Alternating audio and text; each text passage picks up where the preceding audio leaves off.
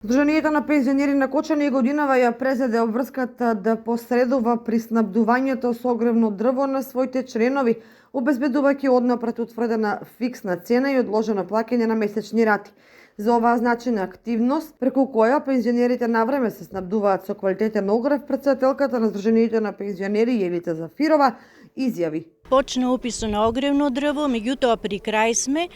доста пензионери се пријавија, се запишаа и околу 600-650 планираме да